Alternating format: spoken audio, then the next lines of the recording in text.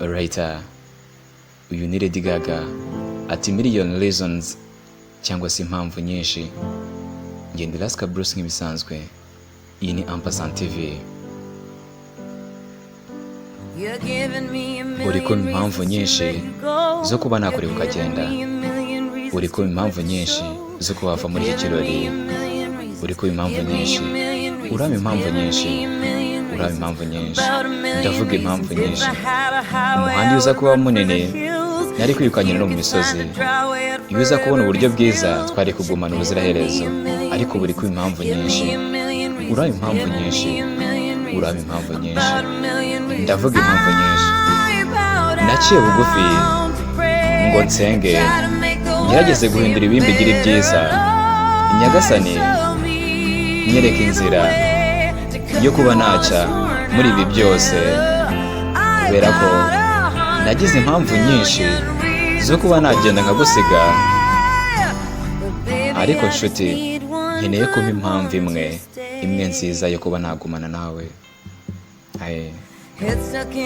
Bisa naho nataye umutwe, rimwe ndareba ubundi sindebe, meze nkaho ndi guhagarara kuhumeka, kandi nanjye ubwanjye mbizi, kubera yuko uri kumpa impamvu nyinshi.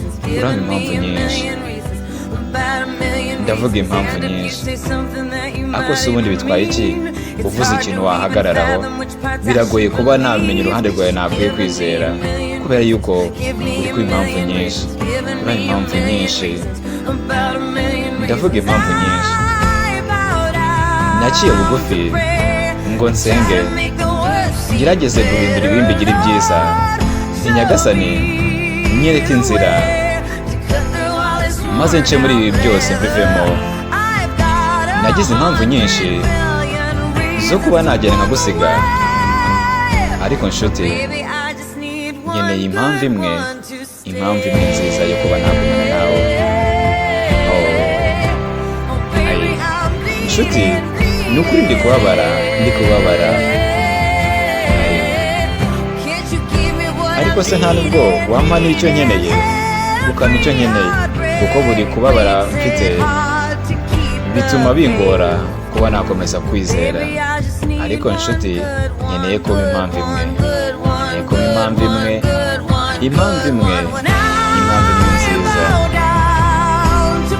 Iyo nciye bugufi ndi gusenga, ndasenga kugira ngo ibi bihindure ibyiza. Nyagasani nyereka inzira yo guca muri ibi byose.